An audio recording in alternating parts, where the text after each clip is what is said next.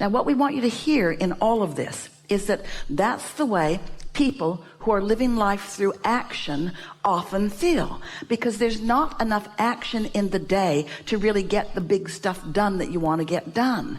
There's only these many hours and this much action, and if all of these situations require that much action, then you feel like there isn't much left for you.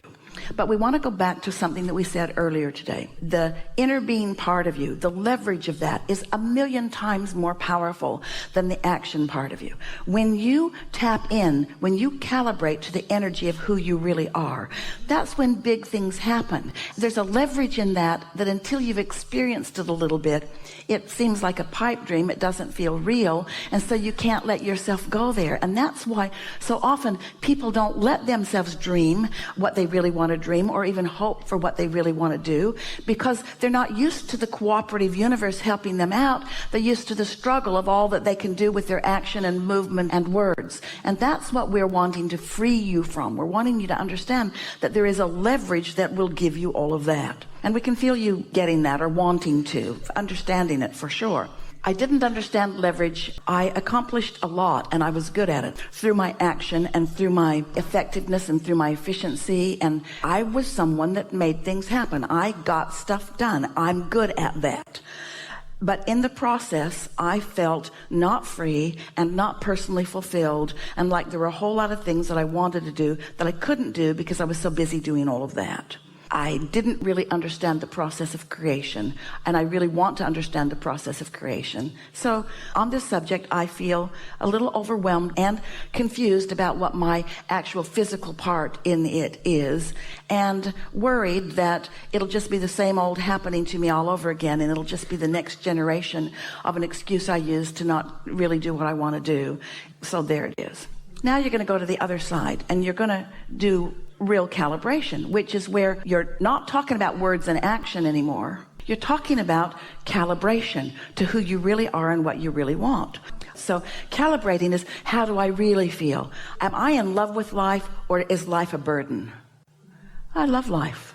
Am I eager about what's coming in this next phase of my life, or am I tired and ready to call it done?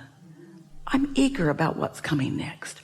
Are there things that I would like to do, or did I crush all of them so much previously that it's not even possible to find those dreams? No, I can see them coming up again. Am I assigned specific behavior in what's coming next, or do I have more choices than I've been letting myself take? I have more choices. Is this about action, or is this about alignment? It's about alignment. Am I more confused in life, or am I more clear in life? I'm clear. Do I know what I want, or do I have no clue what I want? I know what I want. You see what we're getting at? Once we got off that subject and you took a more general look at your life, it was easy for you to calibrate into your clarity. And each time you do that, you'll feel more distance from obligation and more exhilaration about possibilities and who you really are. And every time you were not feeling fulfilled, you ask for something that your inner being calibrated around.